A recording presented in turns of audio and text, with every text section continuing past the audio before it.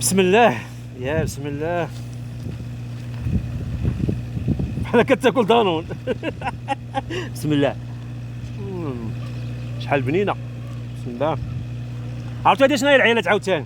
عاد تقولي ما عرفتوهاش، شحال انا كندير عليها الفيديو. هادي شنو هي؟ هذه هي فاكهه الجوافه العيالات. هي الجوافه، هي قليله في المغرب، هي موجوده في مصر بزاف. صراحه هاد الفاكهه زوينه، الا قلت لكم زوينه صحيه يعني صحيه. اول حاجه غنيه بالفيتامين سي، فيها احسن فاكهه اللي فيها الفيتامين سي هي هاد الجوافه هادي. غنيه بالالياف، مضادات الاكسده، غنيه بالبوتاسيوم، دونك مزيانه الناس اللي عندهم طونسيون او اللي بغا يحافظوا على صحه القلب. طبيعه الحال كلها فوائد هذه، وممكن ياخذوها الناس ديال سكان مضادات الاكسده، والناس ديال السكر ممكن ياخذوا هاد الجوافه هذه اللهم بارك. والله ديما كناكلوا ما كنسخاش. ممكن تاخذوها بحال هكا ولا ديروها عصير مع الليمون، كتجي مخيره. دونك هي هذه الجوافه.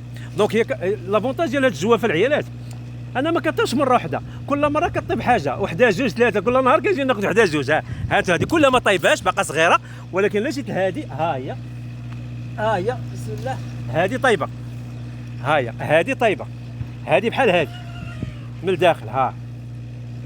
ونزيدكم معلومه اخرى، الوريقات ديال الجوافه مهمين جدا للجهاز التنفسي. اللي ضربوا البرد ياخذ هذا، اللي عنده الاسهال ورق الجوافه هادو عنده واحد فوائد كثيره صحيه. هادو راه كيتباعوا موجودين.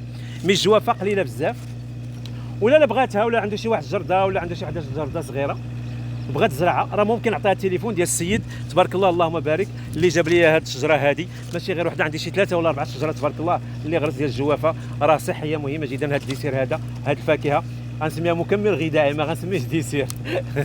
دونك مرحبا بكم عيالات، ونتمنى ان فيتكم في هذه الفائده، وان شاء الله بحول الله فيديو اخر. السلام عليكم.